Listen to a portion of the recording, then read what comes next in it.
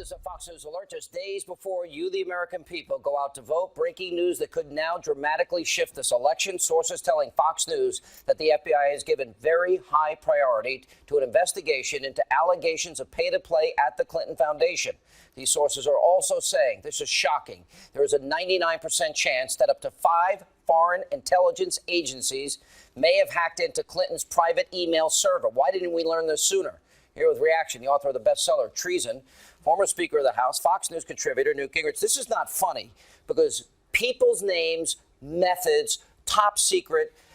We're talking about the, special access program classification, the highest level, and 5 foreign governments, likely enemies, hacked into it. We're just finding out about it 6 days before an election. Well, the whole thing is a mess and is a sign of how much the Obama Justice Department has tried to protect Hillary Clinton from the American people.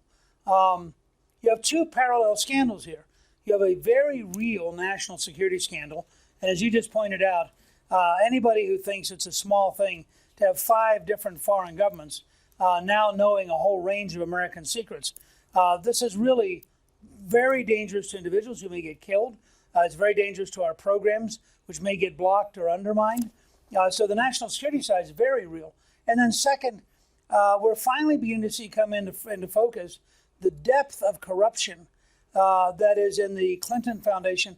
And by the way, which I believe is a big part of why they had the secret server.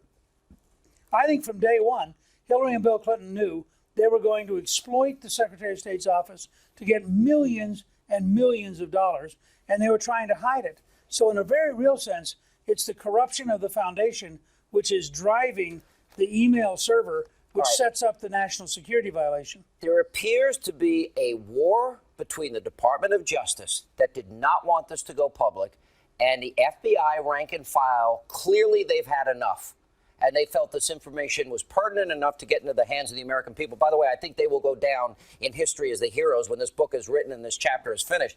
But the other big discovery, an avalanche of evidence, I'm using exact quotes here, a lot of it, as it relates to the Clinton Foundation, and barring anything that might get in the way of this, that these agents are going to push to get an indictment, is what they told Bret Baier. They're going to push for that. Look. The Justice Department bureaucrats and political appointees have donated to Hillary Clinton 36 times more than to Donald Trump. Now, if you have all those donors sitting in the middle of this process, you know they're going to be protecting Hillary. I think there should be a very serious question whether every person who donated to Hillary shouldn't be required to step down in the Justice Department, because we now have such a clear scandal involving corruption, illegality, national security, that to have somebody who is already pro-Hillary supposedly rendering justice is an absurdity. Yeah, but, now we have to add another question.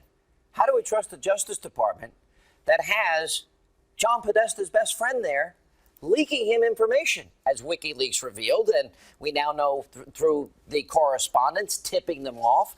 We had already learned through WikiLeaks that there was collusion not only with the liberal media that's probably not doing this tonight, but collusion with the Justice Department. They were tipping off the campaign of Hillary Clinton. The State Department was tipping off Hillary Clinton, and collusion with the Obama White House, because when he was caught in the lie of saying, I learned about this private email server from the press, well, that was a lie because he was emailing her on that server.